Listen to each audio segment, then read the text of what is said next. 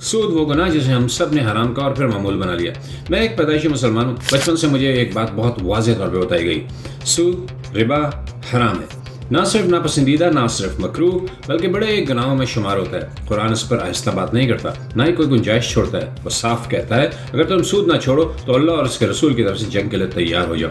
یہ شاید پورے قرآن میں کسی مالی جرم کے خلاف دیا گیا سب سے سخت انتباہ ہے، اور پھر بھی ہم آج یہاں آ کھڑے ہوئے ہیں۔ پھر پاکستان کے ایک معروف عالم دین سامنے آئے جنہوں نے اس موضوع پر ایک نئی بحث چھیڑ دی۔ انہوں نے کہا قرآن سود لینے کی بات کرتا ہے، دینے کی نہیں۔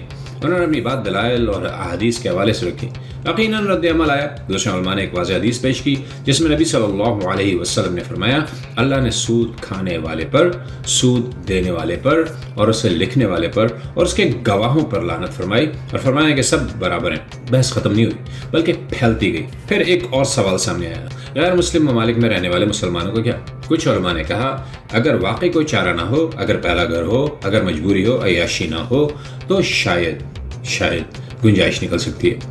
دوسرے علماء نے اس رائے کو مکمل طور پر رد کر دیا۔ پھر اسلامی بینک آئے، سود سے پاک ہوم لون۔ کچھ لوگوں نے اسے نجات سمجھا، کچھ لوگوں نے مشکل سوالات پوچھے۔ اگر منافع سود کی شرح کے ساتھ جڑا ہے، اگر رسک بانٹنے کے بجائے منتقل کر دیا جائے تو پھر حقیقت میں بدلا کیا؟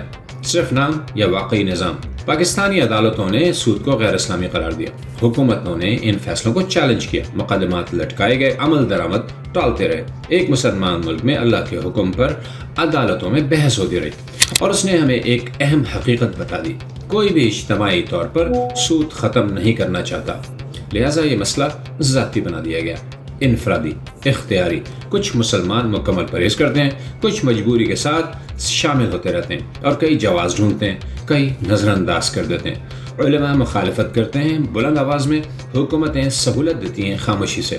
آج زمین پر ایک بھی مسلمان ملک ایسا نہیں جہاں مکمل طور پر سود سے پاک بینکاری نظام ہو۔ یہ اس لیے نہیں کہ اسلام غیر واضح ہے، بلکہ اس لیے کہ عمل درآمد قربانی مانگتا ہے، اور قربانی ہمیشہ خود بوں سے زیادہ مشکل ہوتی ہے۔ دیکھتے رہیے دیسی لاؤڈ اسپیکر۔